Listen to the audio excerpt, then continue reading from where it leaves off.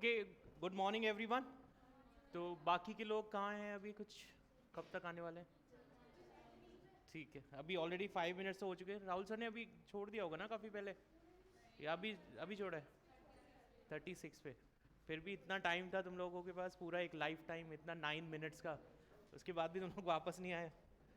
चलो, तो एक बहुत ही इम्पॉर्टेंट चैप्टर, और एक ऐसा चैप्टर जिसमें अच्छे अच्छे लोग, महारथी लोग परेशान हो जाते हैं, ठीक है? तो उस चैप्टर को हम स्टार्ट करने वाले हैं, और इस चैप्टर का नाम है एनिमल किंगडम, राइट? तो एनिमल किंगडम के बारे में हम बात करते हैं। उससे पहले हम ये बात करें कि कोई भी जो ऑर्गेनिज्म होता है, क्यों रिक्वायरमेंट है उसको क्लासीफाई करने की। आपने 5 किंगडम क्लासिफिकेशन पढ़ा होगा विटेकर का, तो उसमें क्या क्या पढ़ा था हमने बच्चे? सबसे पहले क्या आते थे? Tell me the names. क्या क्या आता था 5 किंगडम क्लासिफिकेशन में? हमारे पास देयर वर 5 किंगडम, उसमें सबसे पहले आता था मोनेरा, ठीक है? मोनेरा में कौन आते थे? बैक्टीरियाज। मतलब कैसे बोलेंगे, what are the moneras? Prokaryotes, unicellular. तो क्या कोई ऐसा प्रोकैरियोट है जो मल्टीसेलुलर भी है? हाँ, नहीं है ना इसका। लेक तो मोनेरा कैसे होते हैं? यूनिसेलुलर प्रोकैरियोटिक, ठीक है? यूनिसेलुलर प्रोकैरियोटिक स्पेशली हम मेंशन कर रहे हैं, यूनिसेलुलर प्रोकैरियोटिक, क्योंकि मल्टीसेलुलर होते भी नहीं है, ठीक है? तो मोनेरा हो गया। उसके बाद हमने पढ़ा protista. What are the protista? Unicellular eukaryotic. तो मान लो कि कोई एक ऐसा ऑर्गेनिज्म है जो सारे फीचर शो कर रहा है फंजाई के, लेकिन उसके पास एक सेल है, तो उसको फंजाई में रखेंगे कि प्रोटिस्टा में रखेंगे? प्रोटिस्टा में रखेंगे। तो प्रोटिस्टा एक ऐसा ग्रुप है जिसकी कंडीशन क्या है? उसकी कंडीशन ये है कि ऐसे सारे ऑर्गेनिज्म जो यूनिसेलुलर है और यूकैरियोटिक है, इट डजंट मैटर कि वो प्लांट है, वो एनिमल है, या वो फंजाई है, तो वो कहाँ मिल सकता है आपको? प्रोटिस्टा में मिल सकता है, ठीक है? उसके बाद आ जाते हैं fungi, saprophytic mode of nutrition होता है।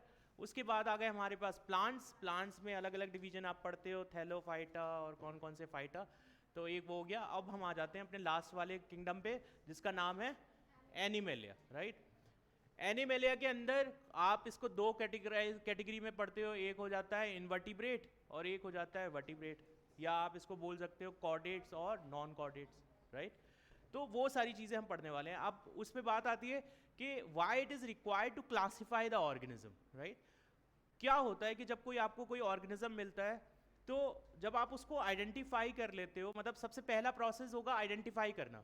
अगर कोई चीज़ आपको दिखेगी तो सबसे पहले आपको पता होना चाहिए ना कौन सी फैमिली का है, कहाँ कहाँ कैरेक्टरिस्टिक मिल सकते हैं इसके।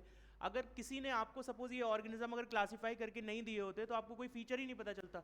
जैसे बहुत बेसिक चीज़ें हैं, अगर आप देखोगे कोई ऑर्गेनिज्म ऐसा है जो वाटर में रहता है, कोई ऑर्गेनिज्म ऐसा है जो फ्लाई कर सकता है, कोई ऐसा है जो ज़मीन पे रह सकता है, तो एक इजी क्लासिफिकेशन हो गया। ये एक बहुत छोटा सा पर्सपेक्टिव है जो मैं आपको दे रहा हूँ कि कैसे क्लासीफाई करते हैं। उसके बाद आपने बहुत सारे फीचर्स को देखा, एनाटॉमिकल और मॉर्फोलॉजिकल फीचर्स, मतलब जिसको बोल सकते हैं, उनके बेसिस पे आपने फर्दर चीज़ों को क्लासीफाई किया, राइट? इससे होता क्या है? इससे फ़ायदा ये होता है कि अगर कभी भी सिमिलर कैरेक्टरिस्टिक की कोई चीज़ें मिलती हैं तो आप उनको एक साथ रख सकते हो। ऐसा नहीं है कि आपको सब कुछ पढ़ने की ज़रूरत है। अगर आपने एक फाइलम पढ़ लिया तो आपको एक रफली आइडिया तो हो ही जाएगा कि ये ऑर्गेनिज्म ऐसा है। क्लियर है कि नहीं है? ठीक है, चलिए। तो इसी एक मोटिव के साथ हम देखते हैं कि हमने क्लासीफाई क्यों किया ऑर्गेनिज्म को, क्या रिक्वायरमेंट थी, क्यों हेल्प करता है, कैसे हेल्प करता है, और इसके अंदर क्या क्या आ रहा है, ठीक है?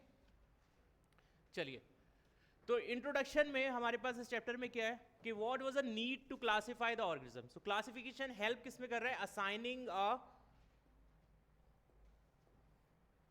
ये आपको हेल्प कर रहा है assigning a systemic position to newly describe species. आपको कोई नई स्पीशीज मिल गई, अब उसको आप कहाँ रखो कि भाई हो सकता है वो एनिमल हो भी, क्योंकि कई बार आपने भी देखा होगा बहुत सारे ऐसे ऑर्गेनिज्म थे जिसमें बहुत कंफ्यूजन हुआ, तो आपने क्या किया, कभी फंजाई में रख दिया, कभी प्लांट में रख दिया, राइट? ऐसा होता है, ठीक है? लेकिन जब धीरे धीरे आप तो एडवांस साइंस हो गई, तो जिसमें आप बहुत सारी चीज़ों को देख सकते हो, उसके बेसिस पे बहुत एग्जैक्टली पता कर सकते हो ये कौन सी कैटेगरी को बिलोंग करता है, ठीक है?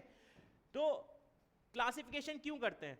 एक सिस्टेमिक पोजीशन देने के लिए, एक सिस्टम में उसको असाइन करने के लिए कि भाई तुम्हारी पोजीशन ये है, तुम यहाँ लाई करते हो और तुम्हारे सारे कैरेक्टरिस्टिक इस तरीके के होंगे, ये रिक्वायरमेंट किसकी थी? क्लासिफिकेशन की, कि क्यों हम क्लासिफिकेशन करते हैं।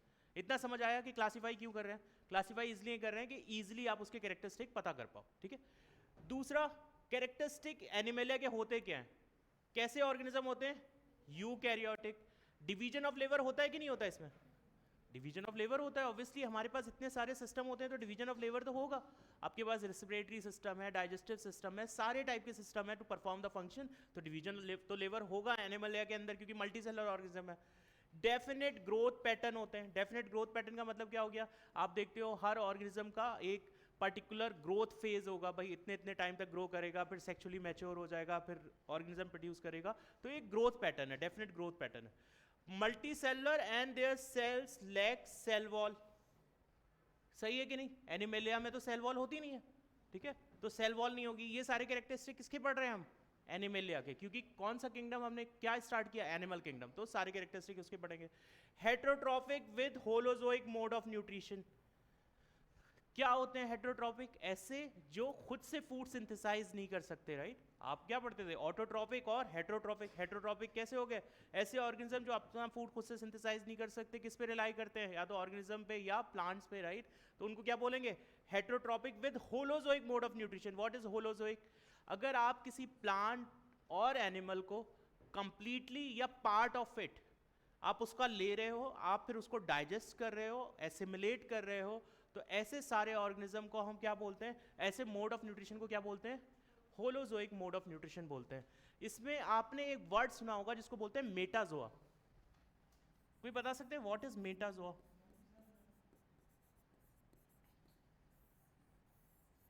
मेटाजोआ कौन से हो गए? मल्टीसेलुलर तो बच्चे सारे ही हो गए। मेटाजोआ स्पेशली इससे रिलेट किया जाता है। मल्टीसेलुलर में अगर आपके पास होलोजोइक मोड ऑफ न्यूट्रिशन है, मतलब ऐसे मल्टीसेलुलर ऑर्गेनिज्म जो फूड लेके उसको क्या कर रहे हैं? अंदर ले रहे हैं, उसका एसिमिलेशन कर रहे हैं, फिर उससे एनर्जी ले रहे हैं, मतलब कोई एंजाइमेटिक एक्टिविटी हो रही है, आप उसको ब्रेक डाउन कर रहे हो, तो वो किस में आएगा? मेटाजोआ में आएगा। क्लियर हुआ बच्चे? ठीक है।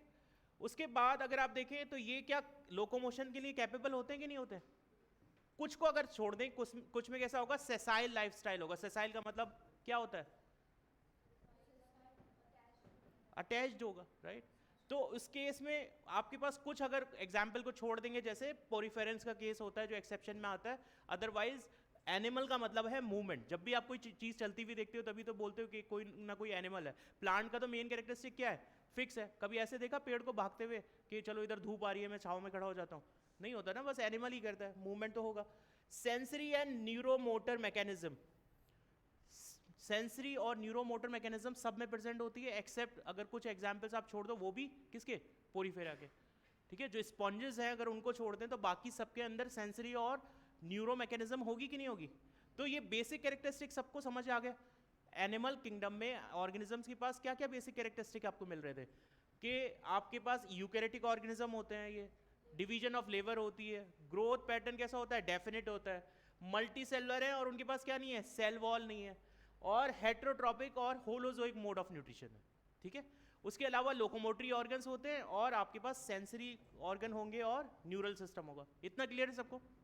चलिए आगे आ जाते हैं। अब आता है बेसिस। आप किस बेसिस पे डिसाइड करोगे भाई कि हम क्लासिफाई करें? कोई तो क्राइटेरिया होगा। जैसे आपने देखा टेस्ट लिया, हमने बैच शफलिंग करनी है, एक क्राइटेरिया है कि हमने उसमें बनाया कि चलो मार्क्स के बेसिस पे बैच शफल करेंगे, जिसके मार्क्स ज़्यादा आएंगे उसको अलग क्लास में रख देंगे, जिसके कम आएंगे उसको अलग क्लास में रख देंगे, ठीक है। इसी तरीके से काफ़ी सारे बेसिस बनाए गए। जैसे पहले तो जब कोई हमारे पास इतने अच्छे मेथड्स नहीं हुआ करते थे तो हम कुछ भी देख के कि चलो ज़मीन पे रहने वाला है तो उसका अलग कैटेगरी हो गई, जो उड़ रहा है उसकी कैटेगरी अलग हो गई, राइट, पानी में रह रहा है उसकी कैटेगरी अलग हो गई। लेकिन अभी तो बहुत एडवांस साइंस है, ठीक है। तो हमने कुछ बेसिस बनाए, उसके बेसिस पे आपने ऑर्गेनिज्म को क्या किया? क्लासीफाई किया। अब आप मुझे बताइए, सबसे पहला जैसे यहाँ है आपके पास levels of organization. Levels of organization किसी भी सेल में सबसे पहला बेसिक लेवल क्या कौन सा होता है? सेल। सेल के बाद कौन सा आएगा? टिश्यू। टिश्यू के बाद कौन आएगा? ऑर्गन के बाद क्या आएगा? Organ system. ये क्या हो गया? Basis of classification. Levels of organisation में क्या हुआ? लेवल्स ऑफ ऑर्गेनाइजेशन में कोई ऑर्गेनिज्म ऐसा हो सकता है जिसमें सेलुलर लेवल ऑफ ऑर्गेनाइजेशन हो, कोई ऐसा हो सकता है जिसमें टिश्यू लेवल ऑफ ऑर्गेनाइजेशन हो, कोई ऐसा हो सकता है जिसमें ऑर्गन लेवल ऑफ ऑर्गेनाइजेशन हो, और कुछ ऐसा हो सकता है जिसमें पूरा ऑर्गन सिस्टम बन चुका हो जैसे ह्यूमन, राइट? तो ये एक बेसिस हो गया, लेवल ऑफ ऑर्गेनाइजेशन हो गया। इज इट क्लियर और नॉट? अब आप मुझे बताइए सिमेट्री, क्या क्या सिमेट्री हो सकती है? अगर हम सिमेट्री की बात करें तो आपके पास कौन कौन से टाइप की सिमेट्री हो सकती है? आपने एक बोला, सबसे पहले हम बात करते हैं, एक हो गई एसिमेट्रिक,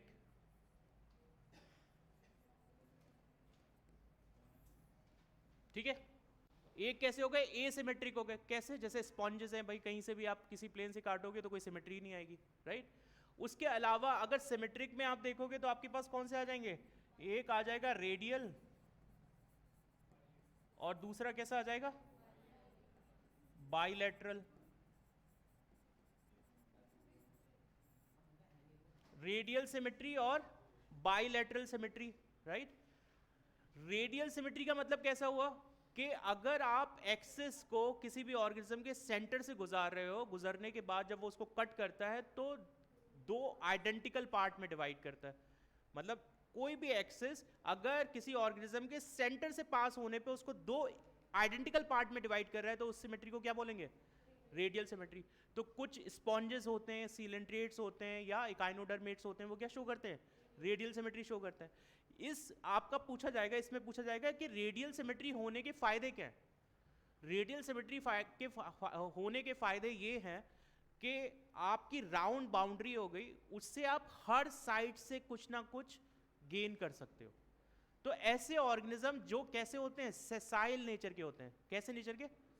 जो फिक्स होते हैं, मतलब एक जगह इस सबस्ट्रेट पे फिक्स हो गए। अब वो क्या है, जहां से भी इनकमिंग आ रही है उन्होंने ले लिया फूड, या जहां से भी कुछ भी रिलीज करना है तो वो रिलीज कर दिया। तो आप मुझे बताइए ये फायदा करेगा कि नहीं करेगा? तो रेडियल सिमेट्री कहां हेल्पफुल है?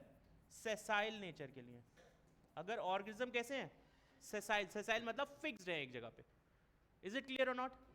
बाइलेटरल सिमेट्री क्या हुई? बाइलेटरल सिमेट्री हुई कि अपने ऑर्गेनिज्म को एक पर्टिकुलर एक्सिस से गुजारने पे वो दो इक्वल हाफ्स में डिवाइड होता है, और मतलब दो आइडेंटिकल पार्ट में डिवाइड हो रहा है, ठीक है, बस एक एक्सिस से। तो उसको क्या बोलेंगे? Bilateral symmetrical. बायलैटरल सिमेट्रिकल आप देखते हो ऑर्गेनिज्म हमारे जितने भी, अगर आप एनालिस्ट में जाओगे, आप ह्यूमंस को ही देख लो कैसे हैं, बायलैटरली सिमेट्रिकल है, ठीक है? तो आई थिंक ये सिमेट्री सबको समझ आ गई। ए सिमेट्री क्या होती है, रेडियल सिमेट्री क्या होती है, बायलैटरल सिमेट्री होती है क्या होती है। I think all these things are clear. कोई कंफ्यूजन इसमें? चलो आगे चलते हैं। जर्म लेयर ऑर्गेनाइजेशन बताइए, क्या कैसी कैसी जर्म लेयर्स होती हैं? आपके पास एक कौन सी है बताइए? जर्म लेयर में अगर आप देखेंगे तो आपके पास 3 जर्म लेयर्स होती हैं। कौन कौन सी? एक हो गई एक्टोडर्म,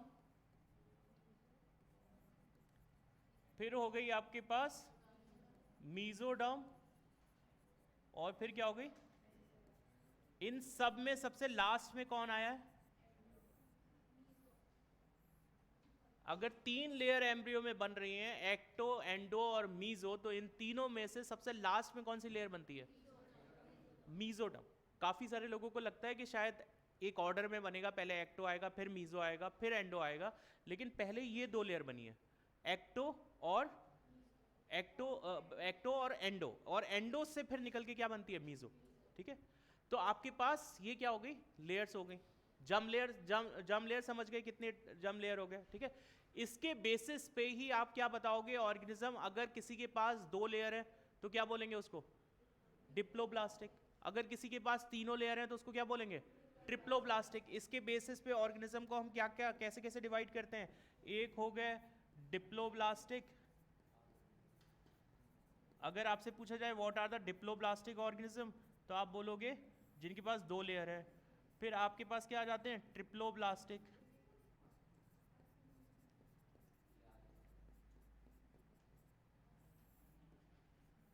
डिप्लोब्लास्टिक मतलब 2 जर्म लेयर्स, और ट्रिप्लोब्लास्टिक मतलब 3 लेयर्स। इतना क्लियर हो गया बच्चे सबको? कोई कंफ्यूजन यहां तक?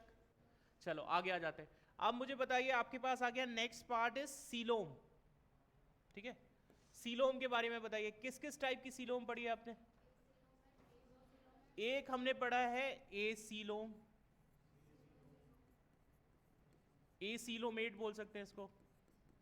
एक होता है सीडोसीलोमेट,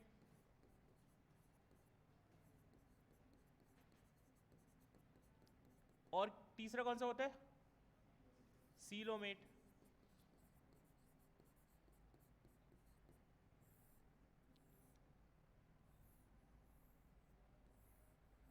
सीडोसीलोमेट, एसीलोमेट और सीलोमेट, ये क्या है? सीलोम के टाइप है।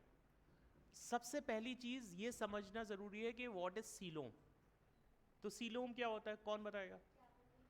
सीलोम मतलब कैविटी, मतलब कोई भी ओपन स्पेस ऐसा है जो कवर्ड है एक वॉल से।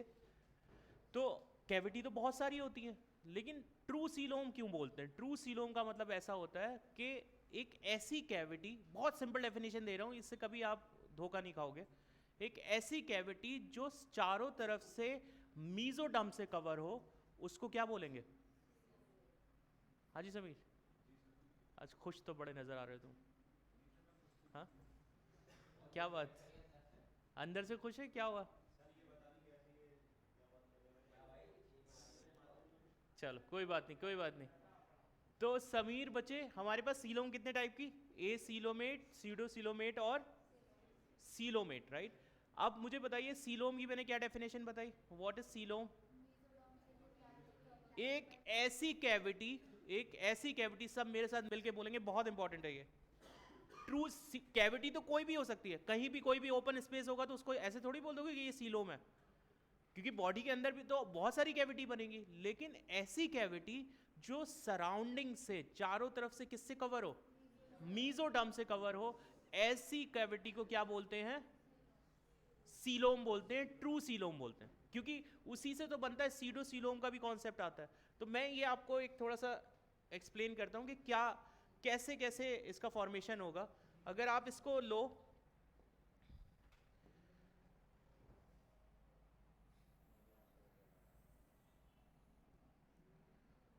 आपके पास मान लो कि ये एक लेयर है,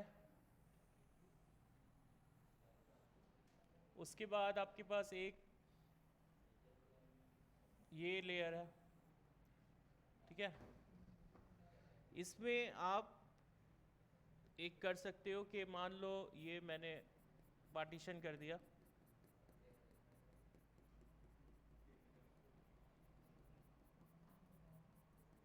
ये है आपकी एक्टोडर्म, ठीक है? इसके बाद ये सेकंड वाला पार्ट है,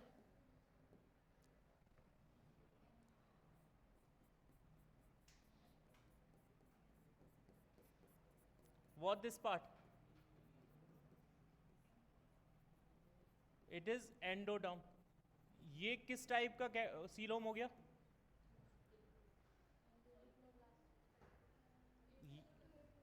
ये कैसा ऑर्गेनिज्म है? ए सीलोमेट है, ठीक है? कैसा है बच्चे? ए सीलोमेट। क्या इसमें कोई सीलोम दिख रही है आपको?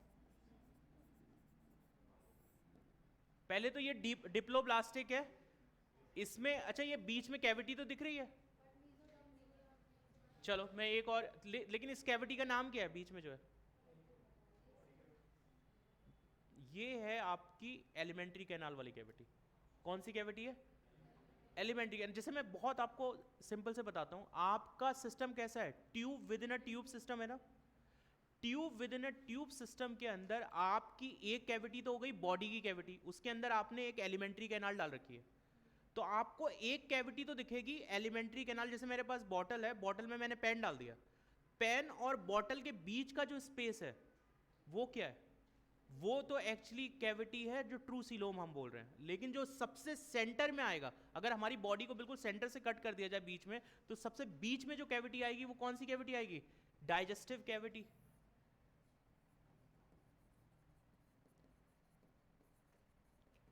इस कैविटी को सीलोम मत समझ लेना।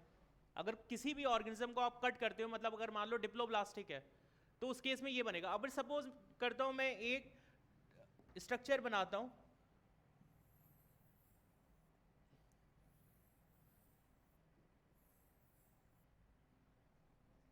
इस स्ट्रक्चर के अंदर आपके पास, हमने सबसे पहले, मैं एक ये पोर्शन है, then you are having the another one, ये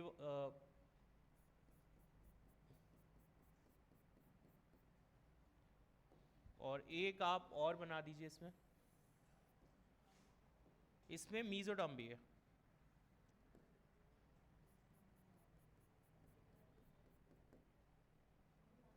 ठीक है, मान लीजिए कि इसमें 3 लेयर है, ये एक्टो है, ये मीजो है और ये एंडो है। अब मुझे बताइए कौन सा है, ए सीलोमेट है, सीडो सीलोमेट है या ट्रू सीलोम है? इसमें ट्रू सीलोम है। कहाँ? ये कैविटी है बीच में, ये कौन सी कैविटी है? Digestive cavity. चलिए मैं मान लो कि ये कैविटी है, ये कैविटी किससे कवर्ड है अंदर से? तो क्या ये सीलोम बोलेंगे इसको? ये सीलोम हुई कि नहीं हुई? फिर नहीं हुई ना। मीजोडर्म से क्या कोई कैविटी निकल रही है? कहीं दिख रहा है आपको कि कोई कैविटी बन रही है? तो ये क्या है? ए सीलोमेट है, ट्रिप्लोब्लास्टिक ऑर्गेनिज्म है, लेकिन उसके अंदर मीजोडर्म से कोई कैविटी नहीं बन रही है। इज इट क्लियर और नॉट? पक्का समझ आ गया ए सीलोम का क्या कॉन्सेप्ट है? ए सीलोमेट का मतलब अगर डिप्लोब्लास्टिक है तो ऐसा दिखेगा, इसमें तो सीलोम बनने का कोई चांस ही, मीजोडर्म ही नहीं है तो सीलोम का तो कोई सवाल ही नहीं उठता। इसमें मीजोडर्म है बीच में, लेकिन क्या मीजोडर्म से कुछ बन रहा है? कहीं नहीं बन रहा, तो ऑब्वियसली ये भी कैसा है? ए सीलोमेट है, राइट। अब मैं एक और चीज आपको दिखाता हूं।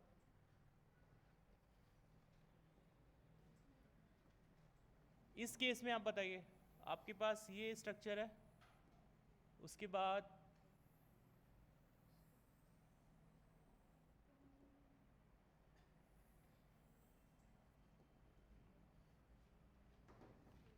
इसको, ये आपका है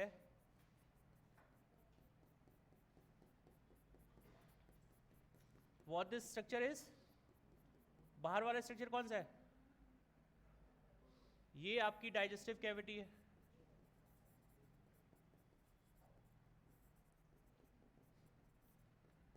ठीक है, उसके बीच में कहीं आपको ऐसा कुछ मिलता है।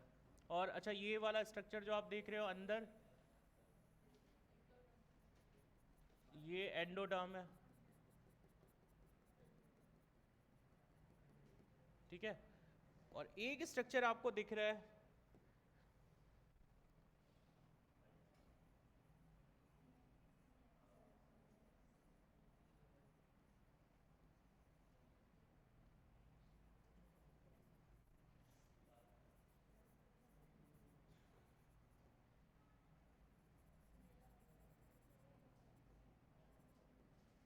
या इसको आप ऐसे भी कर सकते थे। मुझे लगता है यहाँ से थोड़ा सा आप कंफ्यूज हो गए, तो दूसरे तरीके से बना देता हूँ मैं, इससे थोड़ा सा आसानी रहेगी आपको।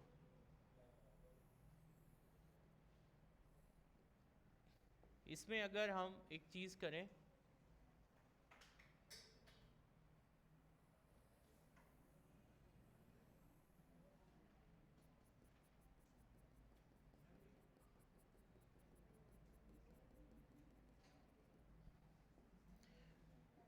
इसमें आप देख रहे हो दिस पार्ट इज व्हाट। अब मुझे बताइए, ये एक कैविटी तो आपको जो सबसे सेंटर में जो कैविटी दिखती है वो कौन सी कैविटी होती है? Digestive cavity. कभी कंफ्यूज मत करिएगा कि वो सीलोम होती है। सीलोम और डाइजेस्टिव कैविटी में फर्क है।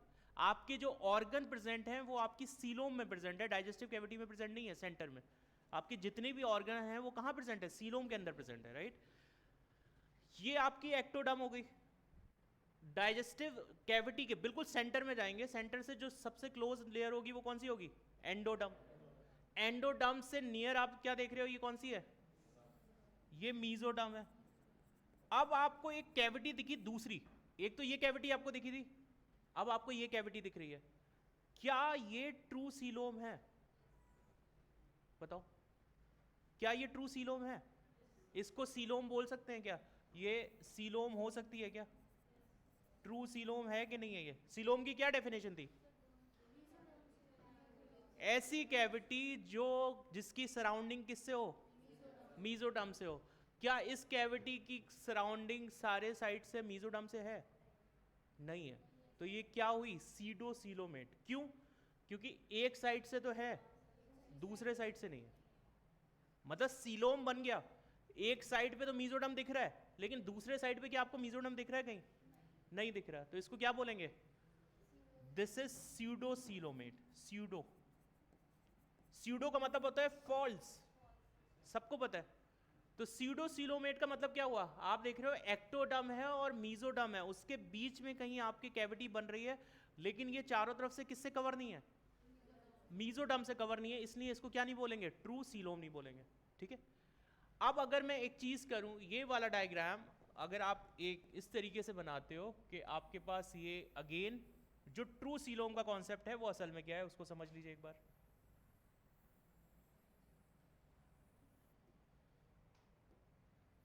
इस ट्रू सीलोम के अंदर आपके पास क्या क्या आ रहा है?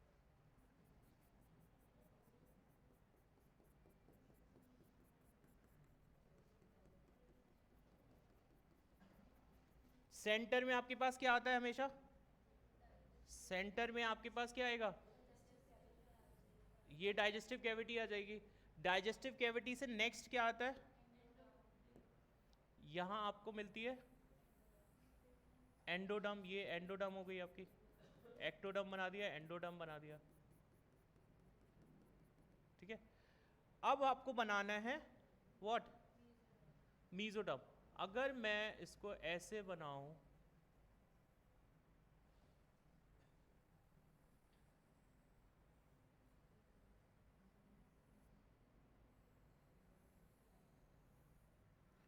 ये जो कैविटी आपको दिख रही है ग्रीन वाला, ये वाला पार्ट कौन सा है? ये लेयर कौन सी है?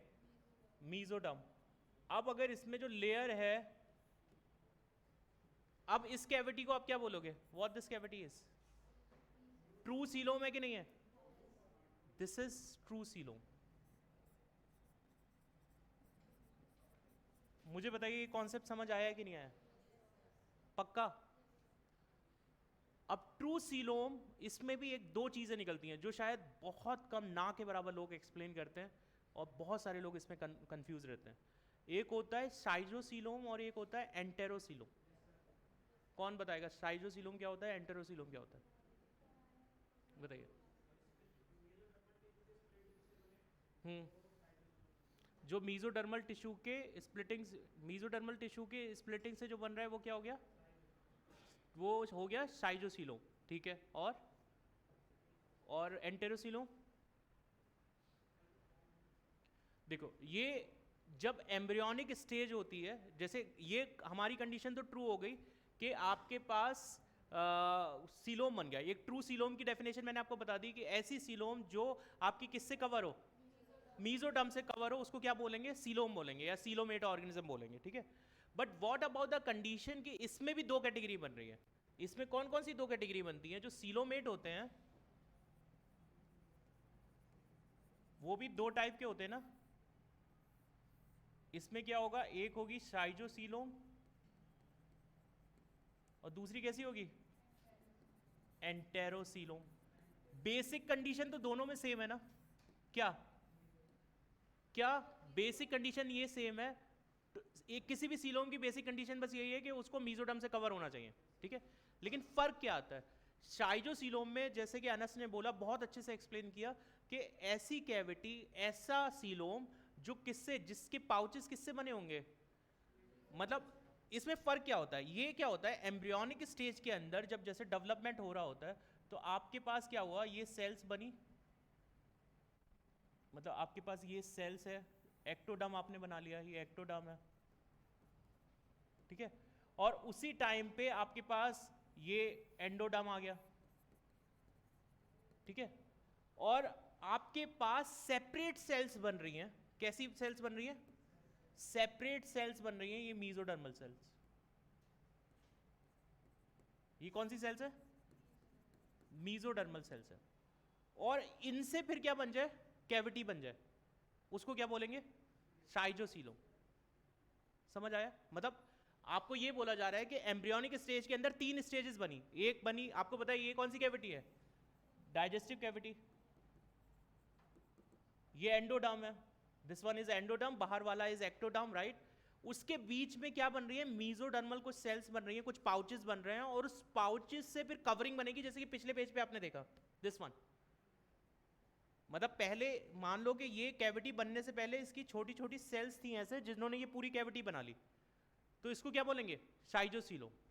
बट अभी इमेजिन करिए कि ऐसा हो जाए कि ये जो कंडीशन है, इस कंडीशन में कुछ ऐसा हो जाए कि आपके पास ये जो सेल्स है, आपके पास एक्टोडर्म बना, sorry this is a ectoderm, yes, ये एक्टोडर्म हो गया, उसके बाद एंडोडर्म बना, ठीक है, और एंडोडर्म में से ही एक्सटेंड हुआ कुछ, किससे एक्सटेंड हुआ, किससे एक्सटेंड हो रहा है, एंडोडर्म से हो रहा है, इसीलिए इसको क्या बोलते हैं, एंटेरोसीलोम, क्योंकि कहां से डेवलप होके अब बनेगा, एंट्रॉन से बनेगा, आपकी एलिमेंट्री कैनाल से बनेगा, इसीलिए क्या बोलते हैं इसको, एंटेरोसीलोम बोलते हैं। बताइए मुझे ये कॉन्सेप्ट क्लियर हो रहा है, मतलब ये किसके पैकेट से बन रहा है, जो एंडोडर्म से जो मीजोडर्म निकल रही है, जो पाउचेस निकल रहे हैं, इसीलिए इसको क्या बोलते हैं, एंटेरोसीलोम बोलते हैं। इज इट क्लियर और नॉट, फर्क समझ आ गया सब में, सीलोमेट, एसीलोमेट, सीडोसीलोमेट, साइजोसीलोमेट, एंटेरोसीलोमेट, सारे सिस्टम क्लियर हो गए, ठीक है। चलो आगे आ जाते हैं। ये आपको एक क्लासिफिकेशन दिया है जिसमें आपको ये समझाया गया है कि हमारे पास कितने फाइलम है और किस तरीके से आपने उसको डिवाइड किया है। एनसीईआरटी में बहुत क्लियरली ये एक फ्लो चार्ट दे रखा है जो बहुत हेल्पफुल होता है बेसिक अंडरस्टैंडिंग के लिए। क्या किंगडम कौन सा है हमारे पास, name of the kingdom is Animalia, Animalia kingdom है आपके पास, ठीक है, ये किंगडम है एनिमेलिया, ठीक है। उस किंगडम को लेवल्स ऑफ ऑर्गेनाइजेशन के बेसिस पे आपने दो पार्ट में डिवाइड कर दिया, एक कर दिया सेलुलर लेवल, एक लेवल कौन सा है, सेलुलर लेवल, और दूसरा लेवल कौन सा है, टिश्यू, ऑर्गन और ऑर्गन सिस्टम। ऑब्वियसली जितने भी ऑर्गेनिज्म फर्दर आएंगे वो कैसे होंगे, उनके पास या तो टिश्यू होगा या ऑर्गन होगा या ऑर्गन सिस्टम होगा। इज इट क्लियर और नॉट, पक्का। I am writing this again क्योंकि जब इसकी रिकॉर्डिंग आप देखोगे तो शायद आपको ये टेक्स्ट नहीं दिखता है, ये प्रॉब्लम आती है, इसलिए that's why I am writing it again. May be कुछ लोग सोचेंगे सर क्यों ही लिख रहे हैं जब ऑलरेडी लिखा है, दिख रहा है हमें, क्योंकि जब रिकॉर्ड होता है तो कई बार रिफ्लेक्शन की वजह से ये डार्क में नहीं दिखता। उसके बाद हम बात करते हैं सिमेट्री की। सिमेट्री आपको पता है कि एक सिमेट्री हमने पढ़ा था एसिमेट्रिकल और दूसरा पढ़ा बायलैटरल और एक पढ़ा रेडियल, राइट। जो एसिमेट्रिकल मोस्टली एसिमेट्रिकल होते हैं और एसीलोमेट होते हैं, उसमें एक फाइलम आ रहा है, उसका नाम क्या है, पोरीफेरा। अगर आपसे पोरीफेरा के कैरेक्टरिस्टिक पूछे जाएंगे तो क्या आप इस चार्ट से बता दोगे, सेलुलर लेवल ऑफ ऑर्गेनाइजेशन, ठीक है, cellular level of organization acoelomate, symmetry कैसी, एसिमेट्रिकल, राइट, और कौन सा फाइलम आ रहा है, पोरीफेरा। Is it clear. अब आते हैं नेक्स्ट, टिश्यू और ऑर्गन लेवल ऑफ सिस्टम में से आगे बढ़े, सिमेट्री की बात की, उसमें हो गए रेडियल सिमेट्री। जिनकी रेडियल सिमेट्री होती है एसीलोमेट होते हैं, उसमें दो फाइलम आ रहे हैं, सीलेंट्रेटा और, सारे कैरेक्टरिस्टिक पोरीफेरा की तरह हैं एक्सेप्ट कौन सा लेवल ऑफ ऑर्गेनाइजेशन शुरू हो रहा है, टिश्यू लेवल ऑफ ऑर्गेनाइजेशन। तो अगर आपसे पूछा जाए कि टिश्यू लेवल ऑफ ऑर्गेनाइजेशन कौन से फाइलम से स्टार्ट हो रहा है, कहां से बताएंगे, सीलेंट्रेटा से। आपसे पूछे जाएंगे ये question, cellular level of organisation का फाइलम कौन सा है, porifera. Tissue level of organisation जहां से सबसे पहले शुरू हो रहा है वो कौन सा हो गया, सीलेंट्रेटा। सीलेंट्रेटा का ही दूसरा नाम निडेरिया, राइट। चलिए, और दूसरा कौन सा आता है, टीनोफोरा। दोनों में कैसा है, टिश्यू लेवल ऑफ ऑर्गेनाइजेशन है। सीलेंट्रेटा आपको याद रहेगा, हो सकता है टीनोफोरा याद ना रहे, तो उस पर ज्यादा फोकस रखेंगे। टीनोफोरा भी कैसा है, टिश्यू, राइट, वहां से स्टार्ट हो रहा है और किस सिमेट्री में आ रहा है, रेडियल में आ रहा है, ठीक है। उसके बाद हम बात करते हैं बायलैटरल सिमेट्रिकल। बायलैटरल सिमेट्री, हालांकि ऐसा नहीं है कि इन फाइलम के अंदर भी ऐसे ऑर्गेनिज्म नहीं होते जिसमें रेडियल, लेकिन जनरलाइज हम बात कर रहे हैं। मोस्टली ऑर्गेनिज्म इस चार्ट को फॉलो करेंगे, लेकिन कुछ एक्सेप्शन मिल सकते हैं हर फाइलम में, ठीक है। बायलैटरल सिमेट्री में हम नेक्स्ट लेवल पे पहुंचे बॉडी कैविटी की। इनमें से तो ये दोनों तो एसिलोमेट थे ना, कौन कौन से तीन फाइलम एसिलोमेट मिल रहे हैं आपको, सबसे पहले सीलोम का कॉन्सेप्ट कहां से स्टार्ट हो रहा है? अगर आप देखो विदाउट बॉडी कैविटी, जो कैसे हैं, मतलब आपसे क्वेश्चन पूछा जाएगा ऐसे ऑर्गेनिज्म बताइए जिसमें टिश्यू लेवल ऑफ ऑर्गेनाइजेशन हो, bilateral symmetrical acoelomate, bilaterally symmetrical acoelomate combination. आप देखो बाइलेटरल सिमेट्रिकल एसिलोमेट कौन है? Platyhelminthes. Bilateral symmetrical acoelomate Platyhelminthes. Pseudocoelom का बस एक फाइलम है एस्केल्मिन्थीस, कभी इसमें कंफ्यूज मत होना, ठीक है? इनको ही क्या बोलते हैं? निमेथीहेल्मिन्थीस भी बोलते हैं, एस्केल्मिन्थीस, राइट? प्लेटीहेल्मिन्थीस, एस्केल्मिन्थीस या निमेथीहेल्मिन्थीस, ये सब क्या हो गया? प्लेटीहेल्मिन्थीस के बाद एस्केल्मिन्थीस आ गया, उसी को निमेथीहेल्मिन्थीस भी बोल देते हैं, ठीक है? So this is the false coelom, pseudocoelomate. Pseudocoelomate ही क्या थे? सीडोसिलोम देखी थी ना, क्या फर्क था सीडोसिलोमेट में? क्या दिखाया था अभी? एक साइड से मीजोडर्म था, दूसरे साइड से एक्टोडर्म था, तो वो ट्रू सीलोम तो नहीं थी, राइट? उसके बाद तो अगर आपसे पूछा जाए बताइए बायलैटरली सिमेट्रिकल है और सीलोम कैसी है? सीडोसीलोम है, तो आप कौन सा फाइलम का नाम लोगे? एस्केल्मिन्थीस। इतना क्लियर हो गया बच्चे, ठीक है? नेक्स्ट आ जाते हैं विद ट्रू सीलोम। आप इससे एस्केल्मिन्थीस से ऊपर जितने भी फाइलम पढ़ोगे वो कैसे होंगे? ट्रू सीलोम के होंगे। बस क्या हो जाएगा उसमें? दो कैटेगरी बन जाएंगी आपके पास, क्या क्या? एक साइजोसीलोम और दूसरा एंटेरोसीलोम, राइट? तो स्टार्टिंग के आप जो पढ़ते हो ऑर्थोपोडा हो गया, एनेलिडा हो गया, मोलस्का हो गया, वो किस में आ जाएंगे? साइजोसीलोम में आ जाएंगे। आगे आप बढ़ोगे तो किस में आ जाएंगे? एंटेरोसीलोम में आ जाएंगे।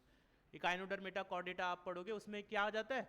उसमें एंटेरोसीलोम आ जाता है, ठीक है? Is it clear? ये चार्ट सबको समझ आ गया, ठीक है? कौन कौन से फाइलम अभी तक हमने इसमें देख लिए?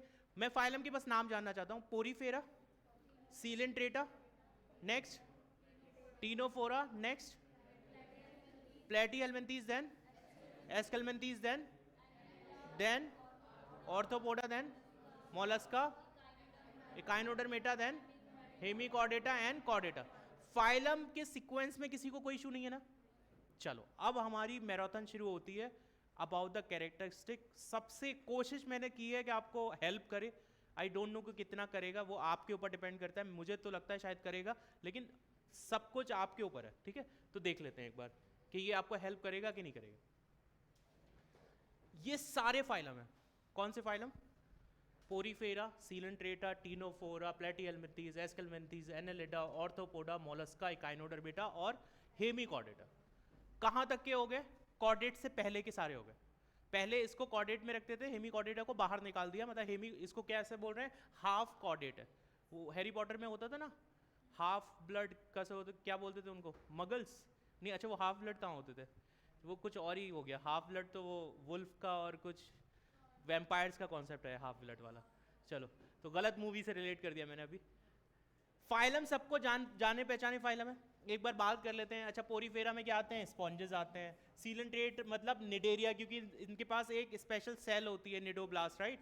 उसके बाद टीनोफेरा, क्या नाम होता है? सी वॉलनट्स। इनके ऊपर आप देखोगे कॉम जेलीज का देखा होगा, आपके 8 रिंग्स बनते हैं, राइट? उसके बाद प्लेटीहेल्मिन्थीस क्या? फ्लैट वर्म्स होते हैं। फ्लैट वर्म्स का दूसरा नाम पूछा जाए प्लेटीहेल्मिन्थीस। एस्केल्मिन्थीस मतलब round worms, right? Flat worms, round worms. Platyhelminthes के बाद क्या आ रहा है? एस्केल्मिन्थीस, जिनको क्या बोलते हैं? Round worms. Annelida segmented worms.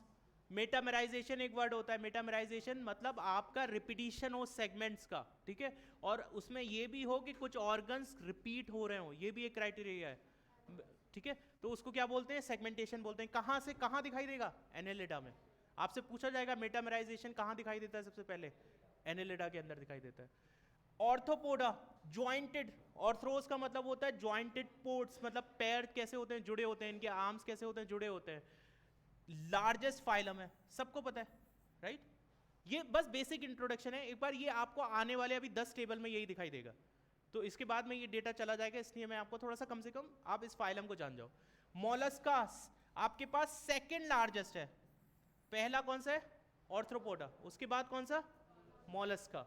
Echinoderms, इनको बोलते हैं स्पाइनी स्किन्ड, ठीक है? इकाइनोडर्मेट्स के पास भी वाटर कैनाल सिस्टम होता है और पोरीफेरा के पास भी वाटर कैनाल सिस्टम होता है।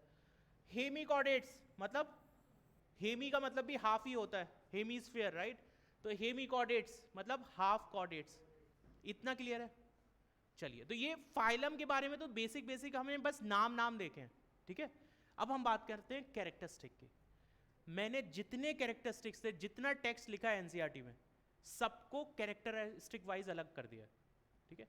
सबसे पहले हम बात करते हैं इनके हैबिटाट और हैबिट के, मतलब कहाँ रहते हैं सारे फाइलम के ऑर्गेनिज्म, कहाँ रहते हैं। ये अगर आप कंपैरेटिव एक बार देख लोगे सारे टेबल, तो आपके लिए इजी हो जाएगा, ठीक है।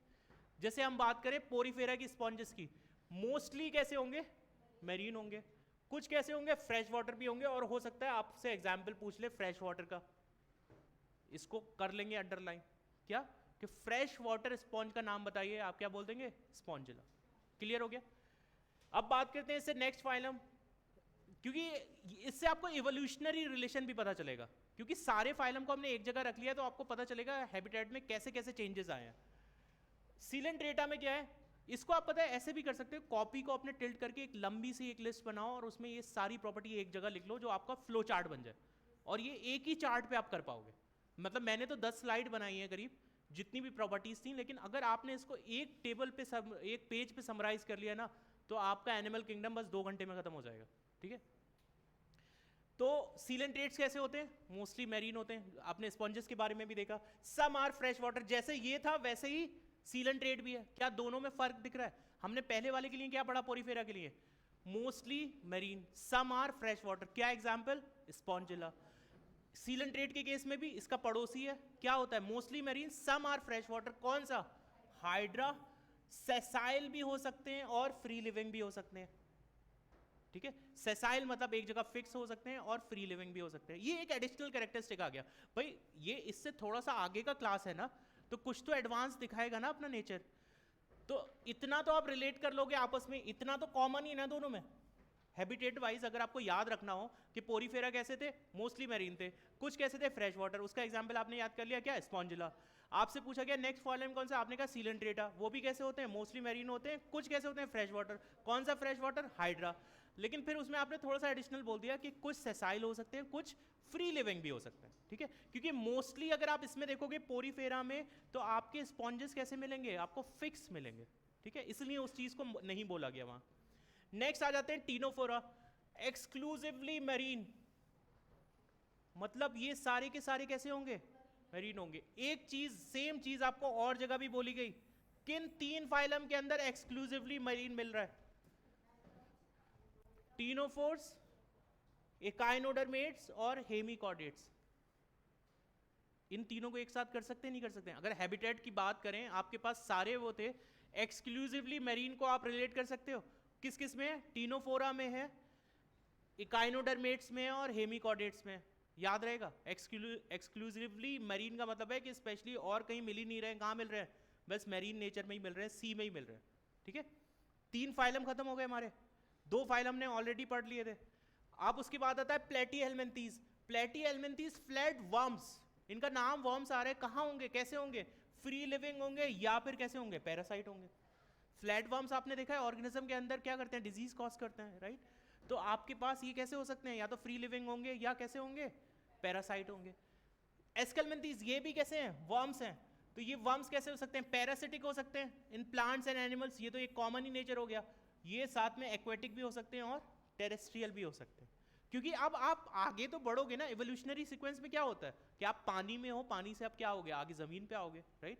तो एक्वेटिक तो थे आप, देखो मैरीन से क्या फर्क आएगा भाई, जैसे जैसे आप लैंड के करीब आओगे तो जो सैलिनिटी होगी वो कम होती जाएगी ना। आप मेन मैरीन नेचर से पहले ऐसा तो होगा नहीं कूद के सीधे आप जमीन पे आ गए, उसमें भी तो ट्रांजिशन लेके आओगे ना। तो पहले आपने ट्रांजिशन क्या किया, मैरीन से अब आप क्या कर दिया आपने, एक्वेटिक। एक्वेटिक कंडीशन में आप ये नहीं बता रहे कि कौन सा है, राइट। एक्वेटिक आप इसलिए लिख रहे हो कि थोड़ा सा फ्रेश वाटर टाइप हो गया। टेरेस्ट्रियल और पैरासिटिक, इसमें कोई कंफ्यूजन नहीं, राइट। उसके बाद ये जो कैटेगरी है एनेलिडा, ऑर्थोपोडा और मोलस्का, ये है आम जिंदगी। कौन सी है आम जिंदगी, एनेलिडा, ऑर्थोपोडा और मोलस्का। कैसे होते हैं, एक्वेटिक और टेरेस्ट्रियल। अब मुझे बताइए सारे फाइलम का हैबिटेट पता चल गया। फिर से मैं एक बार रिपीट कर देता हूं, पोरीफेरा और coelenterata mostly marine, some of them are fresh water. Porifera का फ्रेश वाटर का एग्जाम्पल बता दो जल्दी से। स्पॉन्जिला। सीलेंट्रेटा का फ्रेश वाटर का एग्जाम्पल हाइड्रा। लेकिन सीलेंट्रेटा में एक एडिशनल पॉइंट क्या, सेसाइल हो सकते हैं, फ्री लिविंग हो सकते हैं। उसके बाद हमने पढ़ा एक्सक्लूसिवली मैरीन का कैरेक्टरिस्टिक मिला था टिनोफोरा, इकाइनोडर्मेटा और हेमीगॉडेटा, ठीक है। उसके बाद हमने पढ़ा कि प्लेटीहेल्मिन्थीज वर्म्स हैं, राइट। वर्म्स होंगे तो कैसे होंगे, या तो फ्री लिविंग होंगे या एज अ पैरासाइट होंगे। उसके बाद आ गए एस्केलमेंथीज। एस्केलमेंथीज भी कैसे हैं, वर्म्स हैं, राउंड वर्म्स हैं।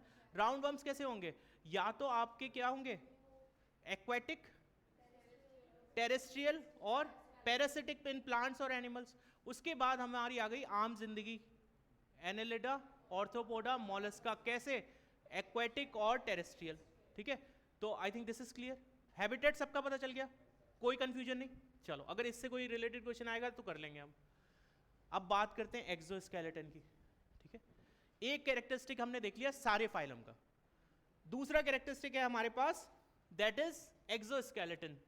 पोरीफेरा के पास एक्सोस्केलेटन नहीं है, ठीक है। पोरीफेरा के पास एक्सोस्केलेटन नहीं है। नेक्स्ट आपके पास किसके पास है, आप देखो अगर इसको कर लें,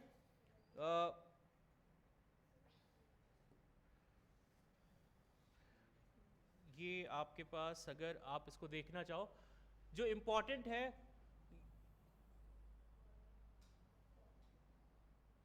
कोरल फॉर्म्स जो हैं आपके पास सीलेंट्रेट्स में, उनमें क्या है, skeleton of calcium carbonate.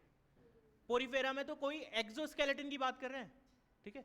Porifera के पास कोई एक्सोस्केलेटन नहीं है। सीलेंट्रेटा के पास स्पेशली बात करें क्योंकि इसमें पूछ सकते हैं कोरल्स, जो आपने कोरल्स के बारे में बहुत सुना होगा, राइट। तो कोरल्स किसका बना होता है, एक स्केलेटन होता है किसका, कैल्शियम कार्बोनेट का, राइट। कैल्शियम कार्बोनेट के क्या होते हैं, स्केलेटन होते हैं। क्लियर हो गया बच्चे, ठीक है। नेक्स्ट आ जाते हैं, स्टीनोफोरा से लेके एनेलिडा तक कोई भी क्या नहीं है, एक्सोस्केलेटन है ही नहीं, ठीक है। आपके पास टीनोफोरा में भी नहीं है, प्लेटीहेल्मिन्थीज में भी नहीं है, एस्केलमेंथीज में भी नहीं है, एनेलिडा में भी नहीं है, ठीक है। या उन्होंने मेंशन नहीं किया एनेलिडा में, उसके बारे में कुछ कैरेक्टरिस्टिक आप देखोगे जो कुछ ऑर्गेनिज्म में मेंशन किए हैं, कुछ में किया ही नहीं है, ठीक है कि नहीं है उसके बारे में कुछ नहीं बताया। इस केस में नहीं है, ठीक है। तो हमने क्या पढ़ा, स्पेशल केस आपको इसका याद रखना है। कोरल्स के अंदर किसका मेंबर है, सीलेंट्रेटा का मेंबर है, कैल्शियम कार्बोनेट का एक्सोस्केलेटन होता है। उसके बाद ऑर्थोपोड को तो आप ना चाहते हुए भी याद ही रखोगे, एक्सोस्केलेटन होता है। इतना अच्छे से हमने कॉकरोच पढ़ा है तो इसको तो आई डोंट थिंक कि आपको कोई प्रॉब्लम होगी, एक्सोस्केलेटन ऑर्थोपोड के अंदर होता है कि नहीं होता है। मॉलस्क के अंदर आप देखिए कैल्केरियस शेल्स होते हैं, मॉलस्क के बारे में तो पढ़ा है हमने, राइट। मॉलस्क कैसे होते हैं, मॉलस्क के अंदर तो शेल्स पूरे बने होते हैं, ये भी बहुत कॉमन है। मुझे नहीं लगता कि इसमें अगर शेल वाली चीज आएगी तो आप छोड़ दोगे, राइट। तो आपके पास शेल किसमें, एक एक्सोस्केलेटन में हमने ऑर्थ्रोपोडा में देख लिया, मॉलस्का में किसके हैं, कैल्केरियस हैं, ठीक है।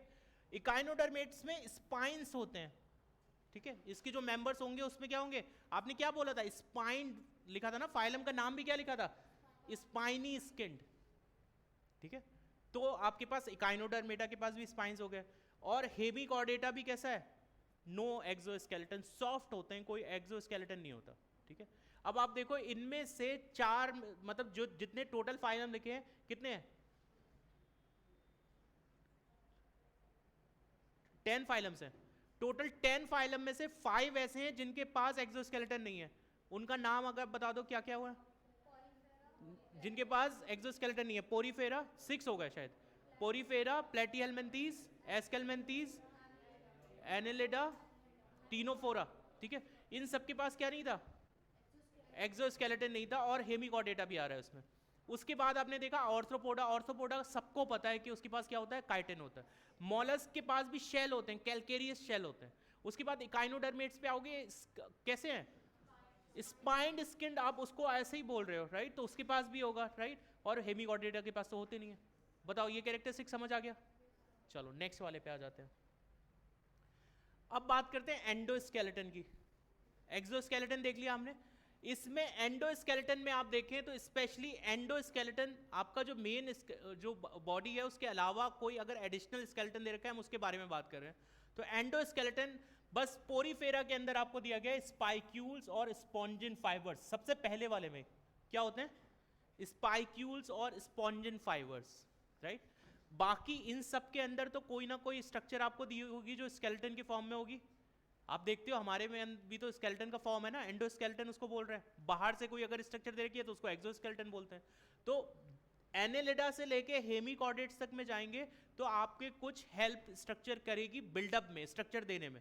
तो एंडोस्केलेटन फॉर्म कुछ ना कुछ प्रेजेंट होती है। हालांकि इनके एंडोस्केलेटन के बारे में एनसीईआरटी में कुछ मेंशन नहीं है, बट इनके अंदर कुछ ना कुछ तो मस्कुलर स्ट्रक्चर्स होती हैं ना, जो उसको हेल्प करती हैं सर्वाइव करने में, उसकी बॉडी को स्ट्रक्चर देने में। कहाँ से?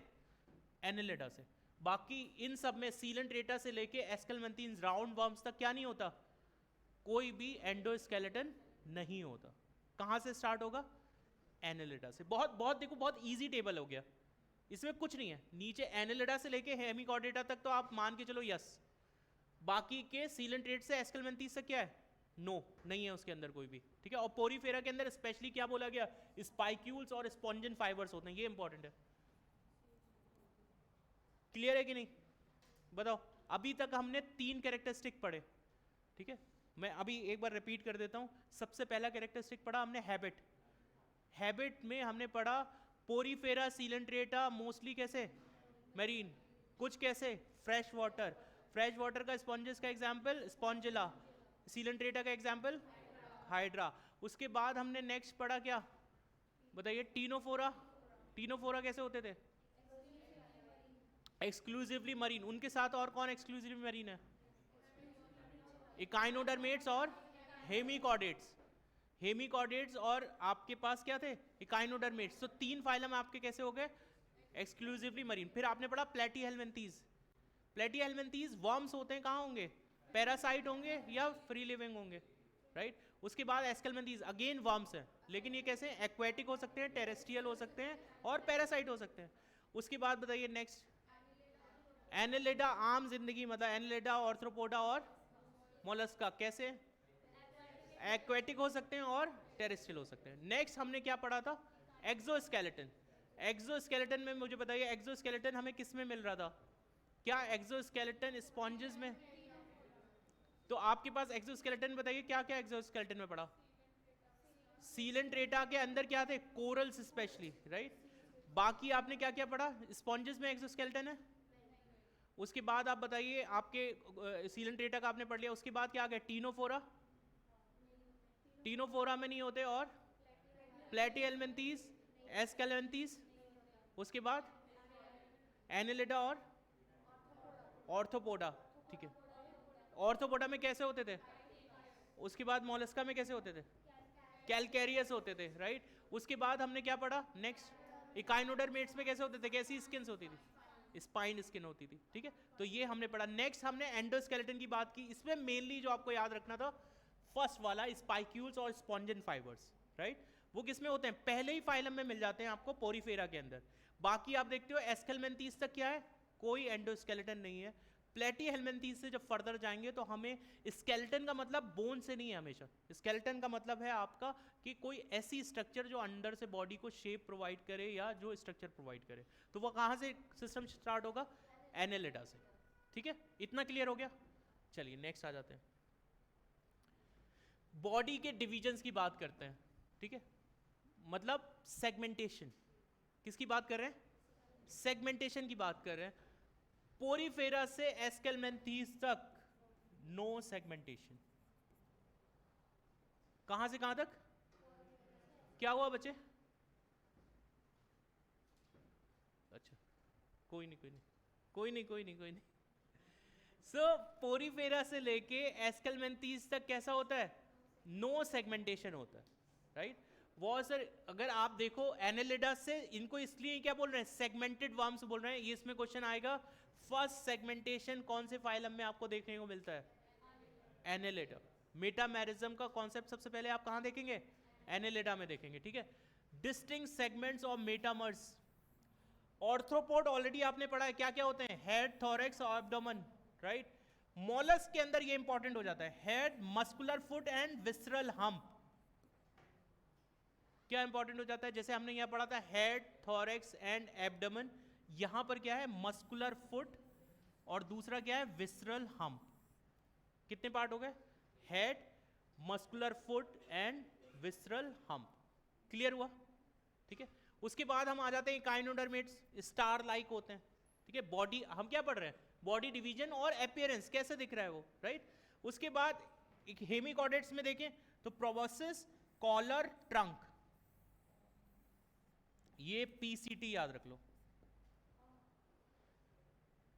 किडनी में होता था पीसीटी, नेफ्रॉन में proboscis, collar and trunk, right. ये किसके पार्ट है, हेमिकॉर्डेट्स के पार्ट हैं। अगर आपसे पूछ लिया जाए इसके डिवीजन बता दो तो आप बता दोगे।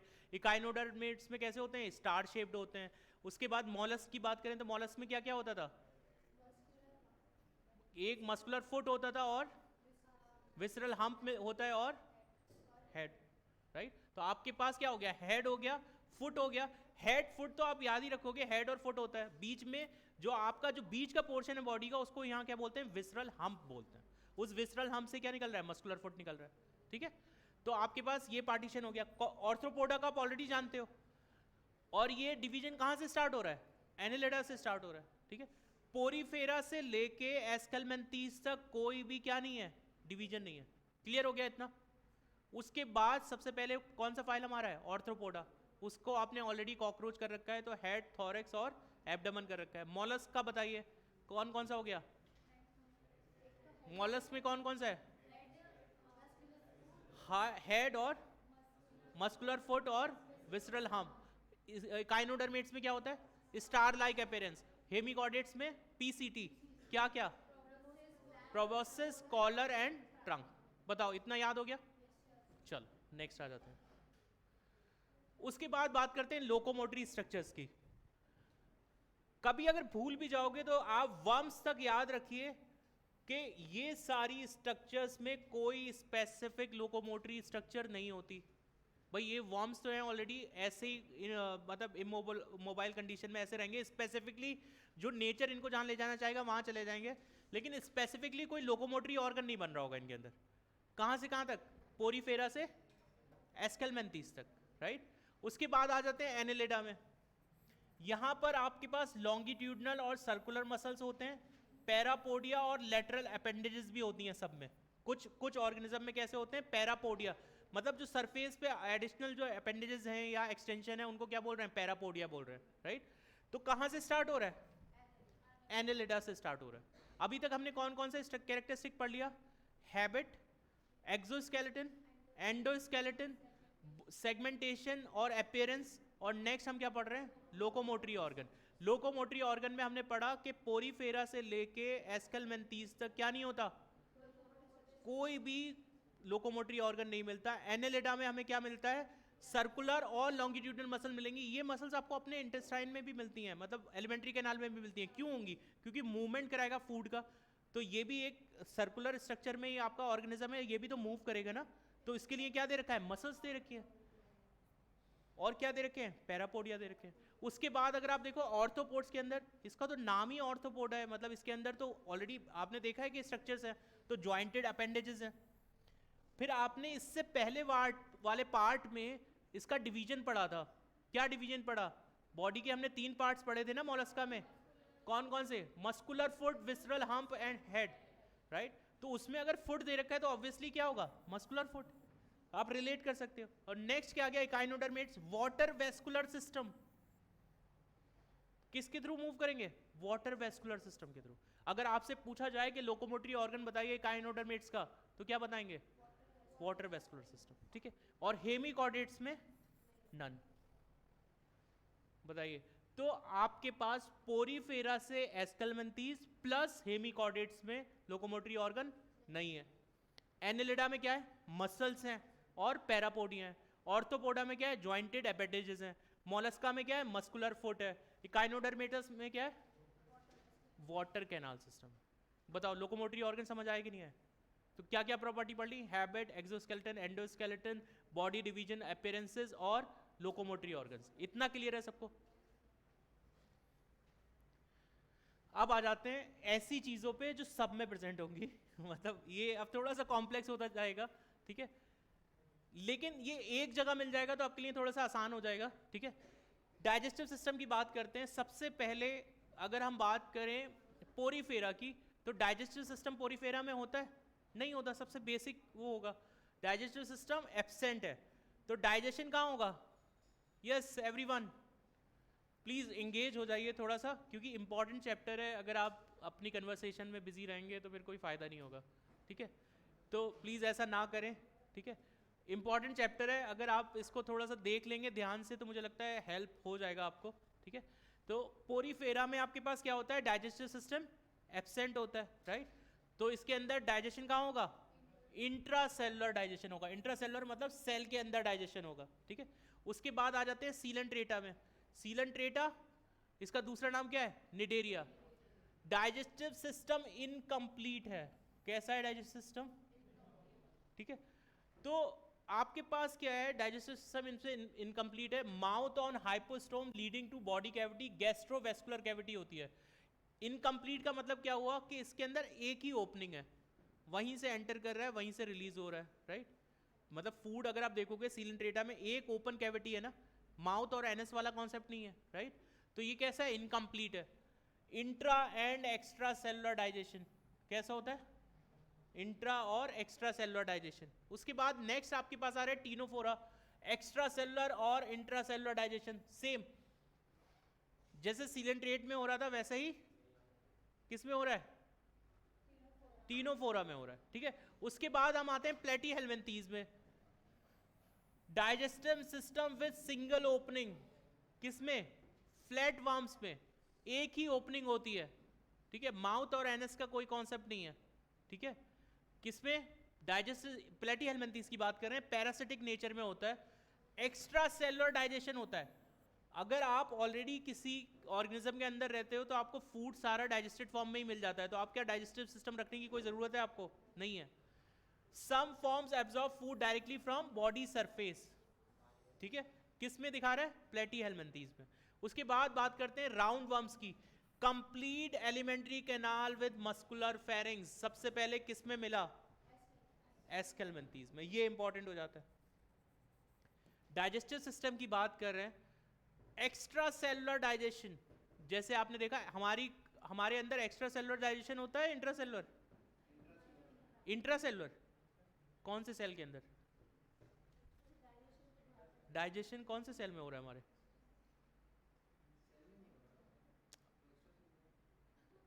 सेल, मैं वही तो पूछ रहा हूँ, इंट्रा सेलुलर है एक्स्ट्रा सेलुलर है? एक्स्ट्रा सेलुलर है, मुझे लगा बोल रहे हो इंट्रा सेलुलर है।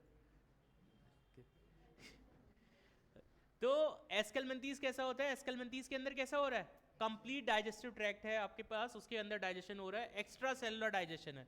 एक्स्ट्रा सेलुलर डाइजेशन का मतलब हुआ कि सराउंडिंग सेल्स इसके ऊपर कुछ केमिकल्स फेंक रहे हैं, कुछ रिलीज कर रहे हैं, जिससे जैसे हमारी बॉडी में होता है, राइट? उसके बाद एनेलिडा की बात करें, अगेन कंप्लीट होगा। स्टार्ट कहां से हो गया? एस्केल्मेंथीज से स्टार्ट हो चुका, तो अब फर्दर जितने होंगे उनके पास तो कंप्लीट ही होगा ना। लेकिन एडिशनल चीजें क्या बोली गई हैं? एनेलिडा में भी है, ऑर्थ्रोपोडा में है। Mouth with file like respiring organ, radula for feeding, ठीक है? आपके पास रेडुला एक स्ट्रक्चर है, वो किसके लिए है? फीडिंग के लिए यूज हो रहा है, राइट? जो स्पेशली इसका एक फॉर्म है जो फीडिंग में हेल्प कर रहा है, ठीक है? तो वो किसमें है? मोलस्का के अंदर है। उसके बाद माउथ, जैसे स्पेशली इकाइनोडर्मेटा में बात करें तो उसमें माउथ और एनस के बाद, क्योंकि कंप्लीट डाइजेस्टिव सिस्टम का मतलब आपके पास माउथ और एनस दोनों का प्रेजेंस होना। इनकम्प्लीट मतलब हुआ you are having only one opening. किसमें था वो वन ओपनिंग? किसमें था? प्लेटीहेल्मिन्थीज में, राइट? आपके पास आप देखो इकाइनोडर्मेट्स में क्या होता है? माउथ होता है लोअर साइड पे और एनस होता है अपर साइड पे। जो इकाइनोडर्मेट्स है, ये नोट करने वाली बात है, ये here in the table you are seeing only the important points, ठीक है? जो आपको समराइज करके स्पेशली इसीलिए दिए गए हैं जिससे आप मेन वही चीजें पढ़ो और कुछ ना पढ़ो सारे फाइलम के अंदर। और हेमिकॉर्डेटा के अंदर भी ऑब्वियसली होगा कंप्लीट डाइजेस्टिव सिस्टम। इसमें से कहां से स्टार्ट हो जा रहा है? एस्केल्मेंथीज के साथ सारे ऑर्गेनिज्म के पास एक कंप्लीट डाइजेस्टिव सिस्टम होगा, लेकिन कुछ फाइलम में स्पेशली बोला गया है, जैसे मॉलस्क के केस में आपको बताया गया कि माउथ के पास फाइल लाइक रेस्पिंग ऑर्गन होता है, रेडुला स्टेज होती है फॉर फीडिंग, राइट? इकाइनोडर्मेट्स में माउथ कहां होगा? लोअर साइड पे, और एनस का होगा अपर साइड पे, राइट? तो दीज आर द स्ट्रक्चर्स जो हमने डाइजेस्टिव सिस्टम से रिलेटेड पढ़ा। उसके बाद हम पढ़ते हैं नेक्स्ट पार्ट। जब आप देखो ह्यूमन फिजियोलॉजी पढ़ते हो तो सबसे पहले आपने क्या पढ़ा था? डाइजेशन, फिर रिस्पिरेशन, फिर उसके बाद क्या पढ़ेंगे? Circulatory system, then excretion. इसमें भी उसी सीक्वेंस में हम क्या कर रहे हैं? कैरेक्टरिस्टिक पढ़ रहे हैं, ठीक है। अभी तक हमने कौन कौन से कैरेक्टरिस्टिक देख लिए?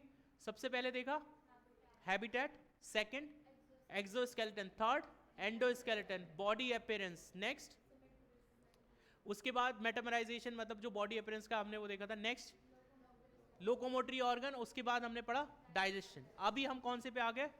रेस्पिरेशन पे। पोरीफेरा में सेल सरफेस से रेस्पिरेशन हो जाता है। किससे हो जाता है? सेल सरफेस से हो जाता है। सीलेंट्रेट, टीनोफोरा, प्लेटीहेल्मिन, सीलेंट्रेट टीनोफोरा में किससे हो जाएगा? बॉडी वॉल से, ठीक है। किससे? सीलेंट्रेटा में और टीनोफोर्स में किससे हो रहा है? बॉडी वॉल से हो रहा है। बाकी प्लेटीहेल्मिन्थीज और एस्केल्मिन्थीज में free living body surface. Free living में कैसा हो रहा है? बॉडी सरफेस से हो रहा है। एनेलिडा के अंदर कौन सा? बॉडी सरफेस, ठीक है। एनेलिडा के अंदर भी कैसे हो रहा है? बॉडी सरफेस से हो रहा है। एनेलिडा में आपने देखा होगा, एनेलिडा का मेंबर का क्या नाम है? अर्थवॉर्म। अर्थवॉर्म में कैसे हो रहा है? बॉडी सरफेस से हो रहा है, ठीक है। ऑर्थोपोडा में बहुत सारी स्ट्रक्चर हैं, गिल्स हैं, बुक गिल्स हैं, ट्रैकियल सिस्टम है, बुक लंग्स हैं स्कॉर्पियन के अंदर। All these are the respiratory organ. जो आप ऑर्थोपोड जब मेंबर पढ़ते हो, कॉकरोच आपने पढ़ रखे हैं, तो इसमें बहुत ज़्यादा आपको याद रखने की जरूरत नहीं पड़ेगी। उसके बाद आता है मॉलस्क में फेदर लाइक गिल्स होते हैं इन मेंटल कैविटी, ये याद रखना है। हमेशा एग्जाम्पल ऐसी जगह से आएंगे जिसकी डिटेल्ड स्टडी नहीं होगी। जैसे ऑर्थोपोडा में तो डिटेल आपने कॉकरोच पढ़ लिया है, तो उससे ज़्यादा नहीं पूछेंगे। मोस्टली ऐसे आपको एग्जाम्पल देंगे जो आपने कम गो थ्रू किए हैं, ठीक है। तो इसको याद रखेंगे। मोलस्का के अंदर क्या है? फेदर लाइक गिल्स है। किस कौन से कैविटी में? मेंटल कैविटी में, ठीक है। इकाइनोडर्मेटा में अगेन वाटर वेस्कुलर सिस्टम, ठीक है। उसके बाद हेमिकॉर्डेटा में फेरेंजियल गिल स्लिट्स। हेमिकॉर्डेट्स में क्या होते हैं? फेरेंजियल गिल स्लिट्स होते हैं। कौन सा नेचर था इसका? एक्सक्लूसिवली मैरीन थे, राइट। जब ये मैरीन होंगे तो कैसे हेल्प करेगा? गिल स्लिट से हेल्प करेगा ना। तो आप मुझे बताइए, रिस्पिरेटरी सिस्टम समझ आ गया सबको? रिस्पिरेटरी सिस्टम में हमने क्या पढ़ा? पोरीफेरा में कैसे होता था। उसके बाद आप मुझे बताइए नेक्स्ट सीलेंट्रेटा और टीनोफोरा में कैसे। और उसके बाद आपके पास नेक्स्ट आ गया प्लेटीहेल्मिन्थीज, एस्केल्मिन्थीज में कैसे? फ्री, आपके पास है फ्री लिविंग बॉडी सरफेस। उसके बाद बताइए एस्केल्मिन्थीज आपका जो एनेलिडा, एनेलिडा बॉडी सरफेस से आ रहा है। ऑर्थोपोडा में बहुत सारी स्ट्रक्चर आपको दे रखी है। ट्रैकियल सिस्टम आपने ऑलरेडी पढ़ा था कॉकरोच के अंदर। तो आपके पास है गिल्स, गिल्स, ट्रैकियल सिस्टम और बुक लंग्स इन स्कॉर्पियन। उसके बाद मॉलस्का, मॉलस्का में बताइए क्या है? ठीक है। उसके बाद इकाइनोडर्मेटा में वाटर वेस्कुलर सिस्टम, ठीक है। चलिए नेक्स्ट आ जाते हैं। उसके बाद है सर्कुलेटरी सिस्टम। सर्कुलेटरी सिस्टम में बहुत इंटरेस्टिंग चीज आपने जो पढ़ी होगी एनेलिडा के बारे में, कि इनके पास क्या होता है बीच में। आप देखो यहाँ सर्कुलेटरी सिस्टम था वाटर फ्लूइड का, उससे जो कुछ आना था वो आ रहा था, मतलब कोई अलग से आपके पास सिस्टम नहीं था। किसमें? पोरीफेरा में और सिलेंट्रेटा में। टीनोफोरा, प्लेटीहेल्मिन्थीज, एस्केल्मिन्थीज ये कैसे हैं? इनके पास कोई सर्कुलेटरी सिस्टम नहीं है। पहली बार सर्कुलेटरी सिस्टम आपको कहाँ मिलेगा? एनेलिडा में मिलेगा। और कैसा मिलेगा? Close type. और बाकी सब में ऑर्थोपोडा, मोलस्का, इकाइनोडर्मेटा और हेमिकॉर्डेटा में कैसा है? ओपन। इसमें तो बहुत कुछ याद करने की जरूरत नहीं है। सर्कुलेटरी सिस्टम में सबसे ज्यादा बस किसका ध्यान रखना है? एनेलिडा का। एनेलिडा में कैसा? Close type. बाकी इससे आप आगे जाओगे ऑर्थोपोडा, मोलस्का, इकाइनोडर्मेटा, हेमिकॉर्डेटा कैसे टाइप? ओपन टाइप, ठीक है। नेक्स्ट आ जाते हैं एक्सक्रीटरी ऑर्गन्स। इसकी स्ट्रक्चर्स पूछी जाती हैं अलग अलग जगह, ठीक है। पोरीफेरा, सीलेंट्रेटा और टीनोफोरा थ्रू कैसे हो रहा है? Body surface. सबसे पहला एक्सक्रीटरी स्ट्रक्चर आपको कहां दिख रहा है?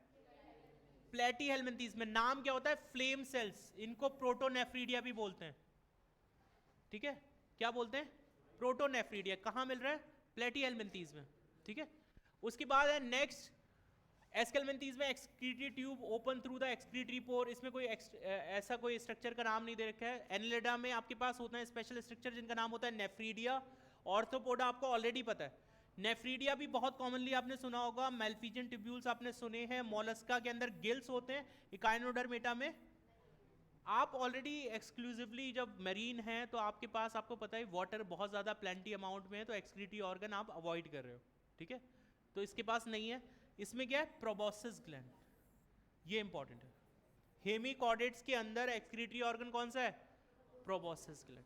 जल्दी से बता दीजिए, पोरीफेरा में कौन सा, फिर उसके बाद सीलेंट्रेट्स, सीलेंट्रेट्स, उसके बाद बताइए टीनोफोरा, प्लेटीहेलमिन्थीज, एस्केलमिन्थीज, एक्सक्रीटरी पोर जो बाहर खुल रहा है, उसके बाद बताइए एनेलिडा, ऑर्थ्रोपोडा,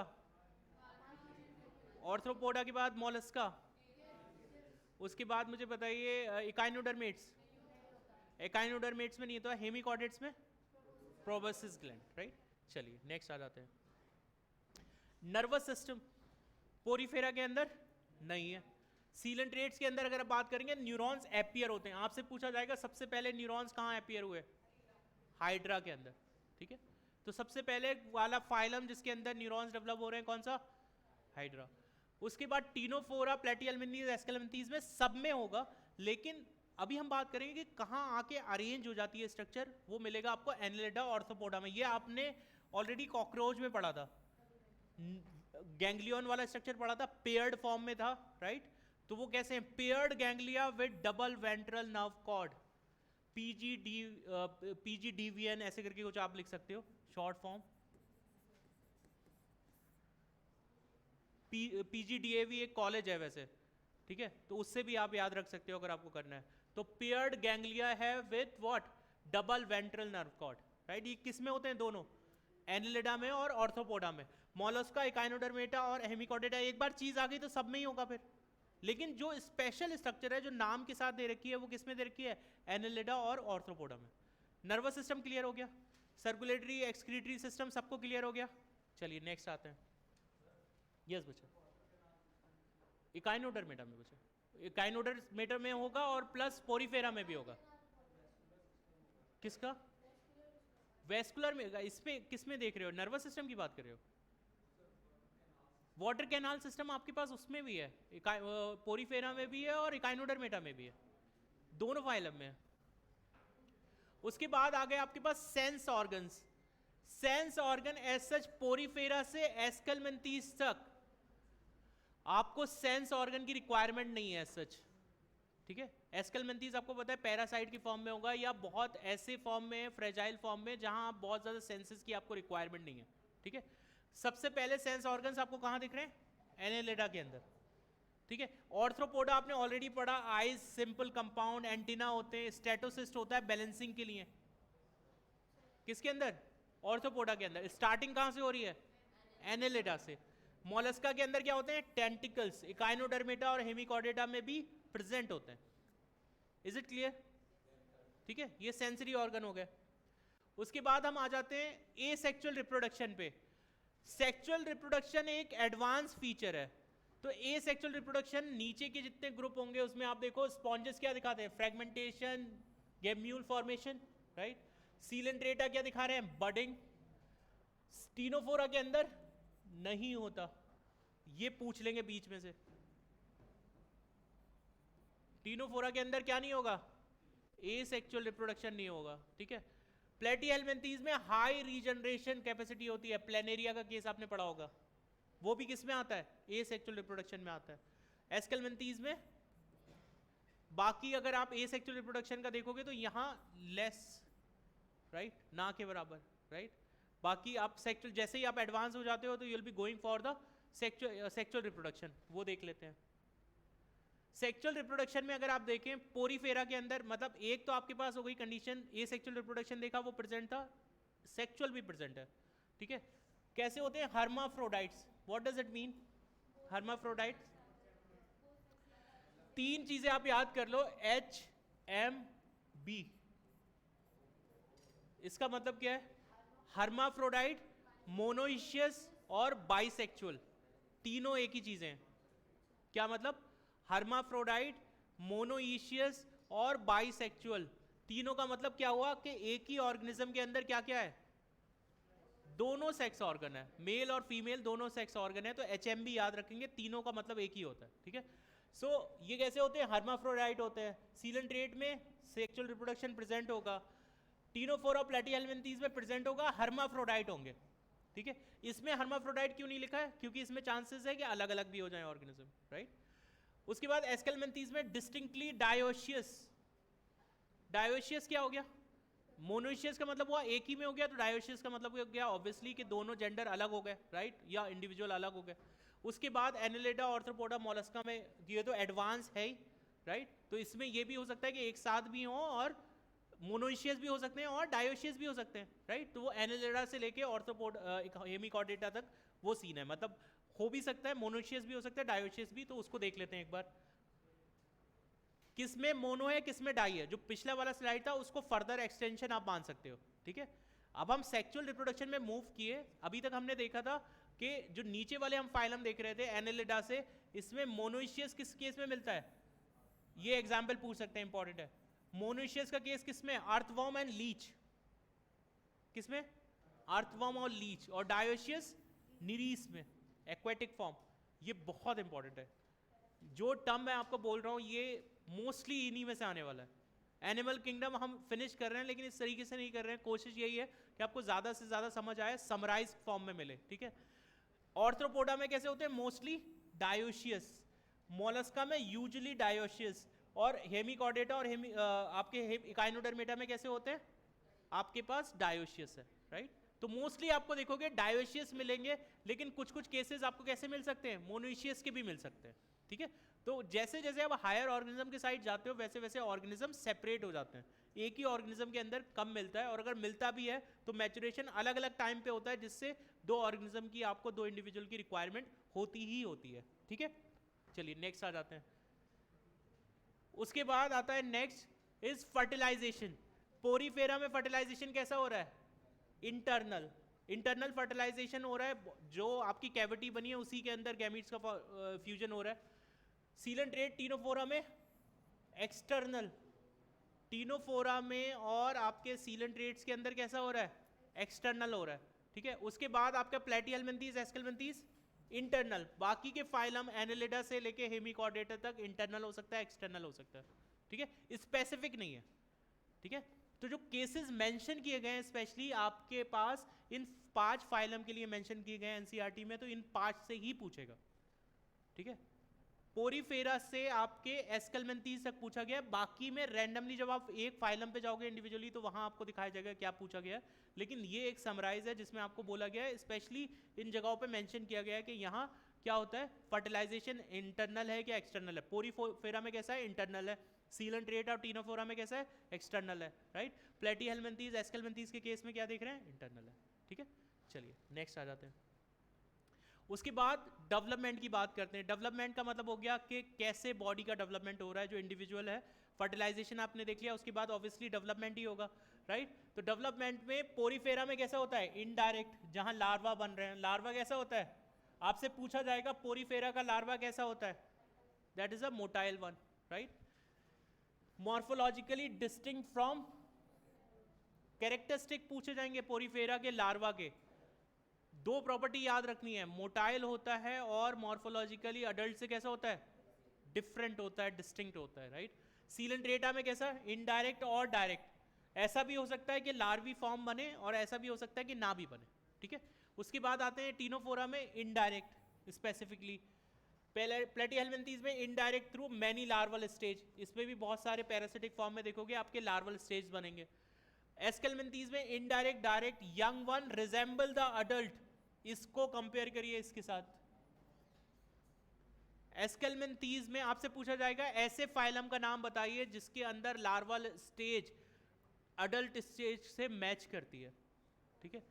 और ऐसी स्टेज, ऐसा फाइलम बताइए जिसमें मैच नहीं करता है, ठीक है। तो इस तरीके से क्वेश्चन आपको बनेंगे, तो ये याद रखें, बहुत इंपॉर्टेंट हो जाता है ये, ठीक है। उसके बाद again Annelida, Arthropoda, direct indirect हो गया। मोलस्का के केस में इनडायरेक्ट, इसके लार्वा का नाम पूछा जाता है। ट्रोकोफोर लार्वा कौन से फाइलम का है, मोलस्का, ठीक है। तो ये हो गया मोलस्का का लार्वा, ट्रोकोफोर। उसके बाद इकाइनोडर्मेटा में था indirect with free swimming larva. Free swimming, इन पे डिटेल पे आएगा कि फ्री स्विमिंग लार्वा बताइए कौन से फाइलम में मिलता है, इकाइनोडर्मेटा। अभी तक लार्वा के जो स्पेशल फीचर हमने देखे, एक ऐसा लार्वा जो एडल्ट स्टेज से नहीं मिलता, पोरीफेरा। एक ऐसा लार्वा जो एडल्ट स्टेज से मिलता है, कौन से स्टेज में, कौन से फाइलम में, एस्केलमेंथीज। एक ऐसा लार्वा जिसकी कंडीशन क्या दे रखी है, फ्री स्विमिंग है, ठीक है, किस में मिलेगा, इकाइनोडर्मेटा में। मोलस्का के लार्वा का नाम बता दीजिए, ट्रोकोफोर, राइट। उसके बाद हेमिकॉर्डेटा इज इनडायरेक्ट। जहां भी डायरेक्ट इनडायरेक्ट लिखा है वो बहुत रेयरली आपको बस करेक्ट इनकरेक्ट वाले में मिलेगा, लेकिन जो मोस्टली क्वेश्चन बनेंगे वो इन इंपॉर्टेंट पॉइंट से बनेंगे। Trochophore larva, free swimming larva, resembling with the young adult और not resembling with the adult, उस टाइप पे आपको डायग्राम ज़्यादा वो मिलेंगे, ठीक है। अब हम आ जाते हैं, ये तो था एक comparative study about all the phylums, ठीक है। अब हम बात करते हैं हर एक जो फाइलम है उसके जो स्पेशल कैरेक्टरिस्टिक है। ज़्यादा नहीं है, बस 3 स्लाइड है, ठीक है। अभी तक हमने समरी देखी सारे उसकी, अब हर एक फाइलम का जो स्पेशल फीचर है जो उसी के अंदर मिलेगा, ठीक है। इसमें सबसे पहले बात करते हैं, पोरीफेरा के पास क्या है, water canal system. Water canal system का आपसे पूछा गया है which of the following is not the function of water canal system in porifera. तो फंक्शन क्या है, food gathering, respiratory exchange, removal of waste. Clear है, ठीक है। आपसे पूछा जाएगा क्या इंपॉर्टेंट फीचर क्या है पोरीफेरा के, वाटर कैनाल सिस्टम होता है। वाटर कैनाल सिस्टम का फंक्शन क्या होगा, आपके पास फूड की गैदरिंग कर रहा है, रिस्पिरेशन कर रहा है और जो एक्सक्रीटरी सब्सटेंस है उसको निकाल रहा है। 2 चीजें होती हैं, एक होता है ऑस्टिया, दूसरे होते हैं ऑस्कुलम, राइट। ऑस्टिया बहुत सारे होते हैं, ऑस्कुलम कितना होता है, एक होता है। तो ऑस्टिया बहुत सारे होंगे, बॉडी की सरफेस पे होंगे, माइन्यूट होंगे, एंट्री कहाँ से होगी, ऑस्टिया से होगी। और अपोरकुलम कैसा होगा, यूजुअली 1 होगा ऑस्कुलम, बॉडी सरफेस पे लार्ज होगा और वाटर कहाँ से निकलेगा, ओपरकुलम से निकलेगा। क्लियर हो गया। उसके बाद अगर आप देखें इसमें एक स्पेशल टाइप के सेल्स होते हैं, उनका नाम क्या है, कोएनोसाइट्स या collar cell that line the spongocoel, जो सेंट्रल कैविटी है। अगर आप स्पॉन्ज एक कोई बनाओगे तो इसकी जो सेंट्रल कैविटी होगी वो कौन से सेल से होगी, इस टाइप के सेल्स होंगे यहाँ, वो कौन से सेल्स हैं, कॉलर सेल्स। ये वाला स्ट्रक्चर कौन सा है, ओपरकुलम, और यहाँ पर कैसे होंगे, ऑस्टिया होंगे, ठीक है। तो आई थिंक वो क्लियर है। उसके बाद ये सारे एग्जाम्पल है, यू स्पॉन्जिया जिसको बाथ स्पंज बोलते हैं, स्पॉन्जिला फ्रेश वाटर स्पॉन्ज हो गया, और साइकॉन। इसके अलावा आपको पोरीफेरा में कुछ नहीं पढ़ना। क्या क्या पढ़ लिया पोरीफेरा में, वाटर कैनाल सिस्टम होता है, किस किस चीज में हेल्प करता है, फूड इनटेक में हेल्प करेगा, एक्सक्रीशन में हेल्प करेगा, व्हाट एल्स, रेस्पिरेशन में हेल्प करेगा। ऑस्टिया होता है, ओपरकुलम होता है, ऑस्टिया बहुत सारे होंगे, ओपरकुलम सिंगल होगा। उसके बाद आपसे पूछा गया कि स्पेशल टाइप के कौन से सेल्स हैं, कोएनोसाइट्स या कॉलर सेल्स। नेक्स्ट फाइलम पे आ जाते हैं, सीलेंट्रेटा। इसका नाम दिया गया है कि स्पेशल टाइप की सेल्स जिसका नाम होता है निडोब्लास्ट। निडोब्लास्ट के फंक्शन, अगेन वही क्वेश्चन होगा, which of the following is not the function of cnidoblast. क्या क्या फंक्शन होता है, anchorage, function is ADC, anchorage, defence and capture of prey, ठीक है। फिर आपके पास इसके पास जैसे ओबेलिया है, ओबेलिया से रिलेटेड क्वेश्चन आते हैं इसकी स्टेजेस के बारे में, ठीक है। तो ओबेलिया के पास 2 स्टेजेस होती हैं, 2 बेसिक फॉर्म होती हैं, एक होता है पॉलिप और दूसरा होता है मेडुसा। पॉलिप की अगर बात करें तो ये सेसाइल और सिलेंड्रिकल स्टेज है, medulla free swimming umbrella like है। ये सारी प्रॉपर्टीज ऐसे ही मिलेंगी आपको, ठीक है। पॉलिप कैसा है, सेसाइल और सिलेंड्रिकल। सेसाइल सिलेंड्रिकल का मतलब है सिलेंड्रिकल फॉर्म में एक जगह पे फिक्स रहेगा। और आपके पास मेडुला कैसा है, मेडुला का मतलब है, मेडुला को आप ऐसे भी कर सकते हो मूविंग, अगर आपको याद ना रहे तो एम से मूविंग हो गया या मूवमेंट हो गया, तो मेडुसा कैसा है, फ्री लिविंग है, अम्ब्रेला लाइक, राइट। उसके बाद अगर देखें तो इसकी एक फॉर्म दूसरे फॉर्म में चेंज होती है, कैसे चेंज होगी, पॉलिप से मेडुला कैसे चेंज होगा, एसेक्सुअली। और अगर आपको मेडुला से पॉलिप बनाना है तो कैसे बनेगा, तो आप याद रखो एमएसपी। एग्रीकल्चर में आपको पता है एमएसपी को लेके फार्मर्स ने बहुत प्रोटेस्ट किया था कुछ टाइम पहले, तो एमएसपी याद रखेंगे, मेडुसा से सेक्सुअली क्या बन जाता है, पॉलिप बन जाता है। और इसका रिवर्स आपको याद रहेगा कि एसेक्सुअली क्या होता है, इसका अपोजिट। इसके एग्जाम्पल है फाइजेलिया पेनेटुला और मैंड्रीना जो है ब्रेन कोरल है, राइट। और कोरल्स का आपको पता है बहुत ज़्यादा जो आपका इन्वायरमेंट को सस्टेन कराने में हेल्प करते हैं कोरल्स, राइट। तो ये किस पे के मेंबर है? सीलेंट्रेट्स के मेंबर है, ठीक है। चलिए नेक्स्ट आ जाते हैं। ये 3 फाइलम है जो उसके इंपॉर्टेंट पॉइंट्स हैं। अभी तक हमने पोरीफेरा के देख लिए, सीलेंट्रेट्स के देख लिए। टीनोफोरा में सी वॉलनट बोलते हैं, क्यों? इनके पास 8 external flows of com plates होती हैं जो लोकोमोशन में हेल्प करती हैं, इसलिए इनको क्या बोल रहे हैं? Comb jellies, right.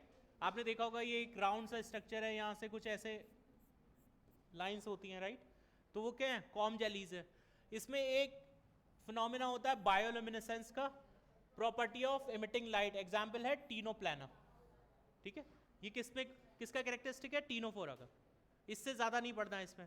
प्लेटीहेल्मिन्थीज मतलब फ्लैट वर्म्स कैसे होते हैं? डॉर्सो वेंट्रली फ्लैटेंड होते हैं। डॉर्सो वेंट्रली फ्लैटेंड मतलब इनका एक डॉर्सल साइड होगा, एक वेंट्रल साइड होगा। इनके पास हुक एंड सकर्स प्रेजेंट होते हैं, क्यों?